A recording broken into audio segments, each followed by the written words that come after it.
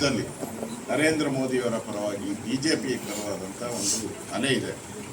ಆ ದೃಷ್ಟಿಯಿಂದ ಕಾಂಗ್ರೆಸ್ ಅವರು ಇದನ್ನು ಮರೆಮಾಚಬೇಕು ಅಂತ, ಮೋದಿಯವರ ಅಲೆಯನ್ನು ಮರೆಮಾಚಬೇಕು ಅಂತ ಹೇಳಿ ಎಲ್ಲೂ ಕೂಡ ರಾಹುಲ್ ಗಾಂಧಿಯ ಹೆಸರನ್ನೇ ಹೇಳಿದೆ, ಸೋನಿಯಾ ಗಾಂಧಿ ಹೆಸರನ್ನೇ ಹೇಳಿದೆ. ಚುನಾವಣಾ ಪ್ರಚಾರವನ್ನು ಸಿದ್ದರಾಮಯ್ಯ ಹೆಸರಲ್ಲಿ ಮಾಡ್ತಾ ಇದ್ದಾರೆ. ಸಿದ್ದರಾಮಯ್ಯ ಅದೇನು ಹೇಳ್ತಾರಲ್ಲ, ಸಿದ್ದರಾಮಯ್ಯನವ್ರಿಗೂ ದೇಶದ ಆರ್ಥಿಕ ಪರಿಸ್ಥಿತಿಗೆ ಏನು ಸಂಬಂಧ?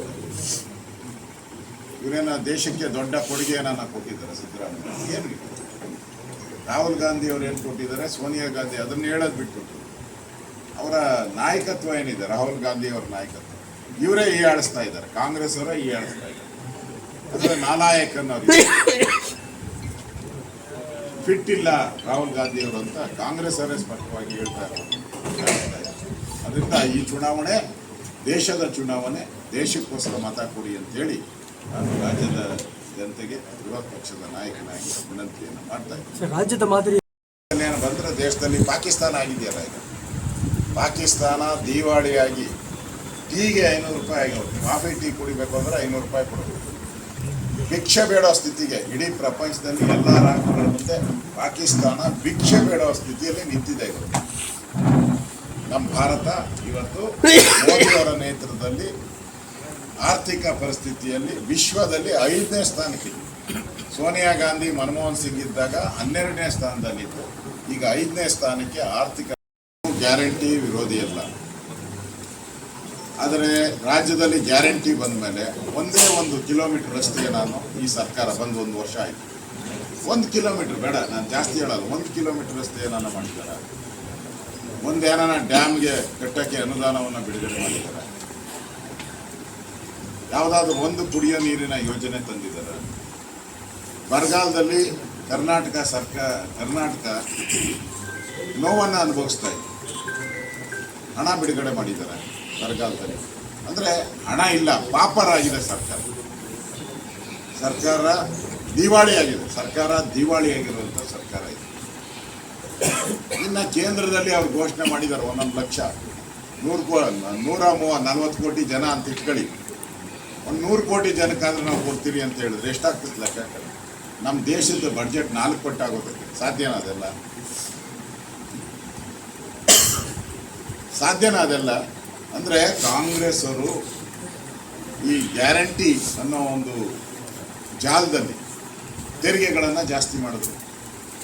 ಹಾಲಿನ ಬೆಲೆ ಜಾಸ್ತಿ ಮಾಡಿದ್ರು 3 ರೂಪಾಯಿ, ವಿದ್ಯುತ್ ಶಕ್ತಿ ಬೆಲೆ ಜಾಸ್ತಿ ಮಾಡಿದ್ರು, 7 ರೂಪಾಯಿವರೆಗೂ ಹೋಯ್ತು. ಎಲೆಕ್ಟ್ರಿಸಿಟಿ ಚಾರ್ಜಸ್ 7 ರೂಪಾಯಿ 25 ಪೈಸೆ ಹೋಯ್ತು. ಕೈಗಾರಿಕೆಗಳೆಲ್ಲ ಮುಚ್ಚಾಕ್ತಾ ಇದ್ದಾರೆ, ದುಡ್ಡು ಇದ್ದಾರೆ. ನೀವು ರೈತರು ಲೋನ್ ತಗೊಳ್ಬೇಕಾದ್ರೆ ನಮ್ಮ ಕಾಲದಲ್ಲಿ 10 ರೂಪಾಯಿ ಸ್ಟ್ಯಾಂಪ್ ಡ್ಯೂಟಿ ಇತ್ತು, 100 ರೂಪಾಯಿಗೆ ಏರಿಸಿದ್ದಾರೆ. ನೀವು ಯಾರನ್ನ ಮಗುನ ದತ್ತು ತಗೊಂಡ್ರೆ ಅದಕ್ಕೂ ಟ್ಯಾಕ್ಸ್ ಹಾಕಿದ್ದಾರೆ. ಗೈಡೆನ್ಸ್ ವ್ಯಾಲ್ಯೂ ಜಾಸ್ತಿ ಮಾಡಿದ್ದಾರೆ, ಸ್ಟ್ಯಾಂಪ್ ಡ್ಯೂಟಿ ಜಾಸ್ತಿ ಮಾಡಿದ್ದಾರೆ. ಎಣ್ಣೆ 1 ಕ್ವಾರ್ಟರ್ಗೆ 50 ರಿಂದ 60 ರೂಪಾಯಿ ಎಣ್ಣೆಗೂ ಜಾಸ್ತಿ ಮಾಡಿಬಿಟ್ಟಿದ್ದಾರೆ. ಏನು ಬಿಟ್ಟಿದ್ದಾರೆ? ಸಾಲ 1,05,000 ಕೋಟಿ ಹೆಸರಿಗೆ ಅಷ್ಟೇ. ಆದರೆ ಇವಾಗಿರುವಂಥ ಸ್ಥಿತಿಯನ್ನು ನೋಡಿದ್ರೆ ಇನ್ನೂ ಒಂದು 30 ರಿಂದ 40 ಸಾವಿರ ಕೋಟಿ ಸಾಲ ಮಾಡಬೇಕಾದಂಥ ಪರಿಸ್ಥಿತಿಗೆ ರಾಜ್ಯದ ಜನಗಳನ್ನು ದೂಡ್ತಾ ಇದ್ದಾರೆ ಸಿದ್ದರಾಮಯ್ಯನವರ ಸರ್ಕಾರ. ಮತ್ತು ಈ ಚುನಾವಣೆ ಆದಮೇಲೆ ಮುಂದಿನ 5 ವರ್ಷದಲ್ಲಿ 3ನೇ ಸ್ಥಾನಕ್ಕೆ ತರ್ತೀನಿ ಅಂತ ಘೋಷಣೆಯನ್ನು ಮಾಡಿದ್ದಾರೆ ನರೇಂದ್ರ ಮೋದಿ. ಸರ್, ಕೇಂದ್ರದಿಂದ ಬರಬೇಕಾಗಿದ್ದಂಥ ಅನುದಾನ ಸರಿಯಾಗಿ ಕೃಷ್ಣ ಬೈರೇಗೌಡರು ಸವಾಲು ಹಾಕೋದ್ರಲ್ಲಿ ಎಕ್ಸ್ಪರ್ಟು.